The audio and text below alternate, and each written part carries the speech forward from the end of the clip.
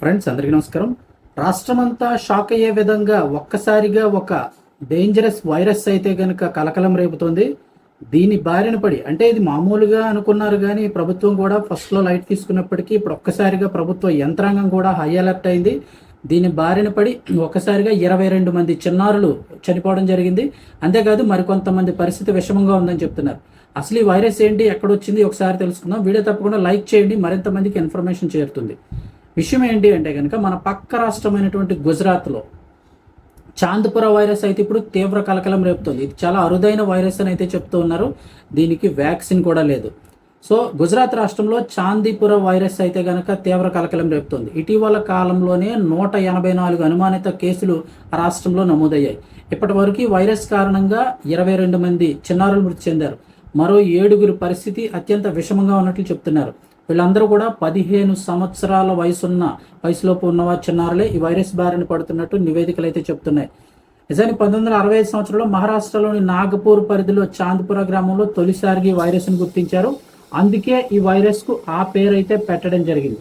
ఈ వైరస్ ప్రధానంగా గ్రామీణ ప్రాంతాల్లో ఎక్కువగా వ్యాపించే ప్రమాదం ఉందంటున్నారు.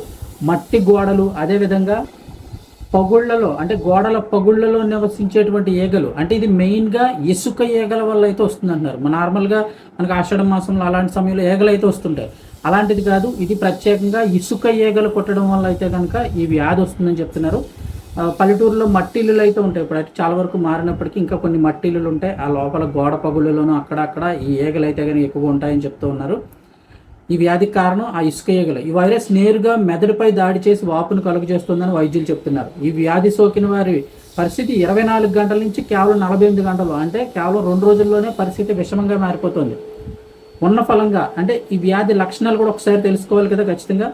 ఉన్న ఫలంగా జ్వరం రావడం, తీవ్రమైన తలనొప్పి, వాంతులు, విపరీతమైన నీరసం, మూర్ఛ రావడం లాంటివి ఉంటాయి. మానసిక గందరగోళం, కోమాలోకి వెళ్ళిపోవడం లాంటివి జరుగుతుంటాయి. ఈ వ్యాధికి వ్యాక్సిన్ కూడా లేదని చెప్తున్నారు. వ్యాధి సోకగానే ఆసుపత్రిలో స్పెషల్ ట్రీట్మెంట్ ఇవ్వాలని వైద్యులు అయితే సూచిస్తున్నారు. ముఖ్యంగా చూస్తే గుజరాత్లో కూడా నిర్దిష్టంగా ఒక ప్రాంతానికి మాత్రమే ఈ కేసులు పరిమితం కాలేదు.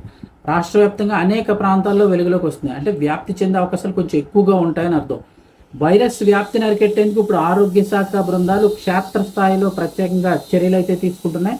ఇసుక ఈగలే ఈ యొక్క వ్యాధికి ప్రధాన వాహకాలు కావడంతో పశువుల్ని పెంచేటువంటి పశువుల కొట్టాలు అవి ఎక్కడైతే ఉంటాయో వాటి అన్ని చోట్ల భారీగా క్రిమి సంహారక మందులైతే కనుక ఈ మందులు, ఈ పొగ, ఇవన్నీ కూడా అన్నీ కూడా పిచికారీ చేస్తున్నారు.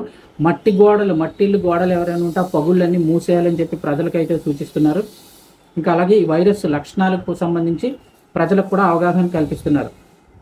ఎవరికైనా ఇలాంటి లక్షణాలు కనిపిస్తే వెంటనే ఆసుపత్రికి తరలించాలి. వెంటిలేటర్, ఆక్సిజన్ సదుపాయం ఉన్న ఆసుపత్రికి ఐసీయూలో జాయిన్ చేయాలని అయితే అధికారులు చెప్తూ ఉన్నారు.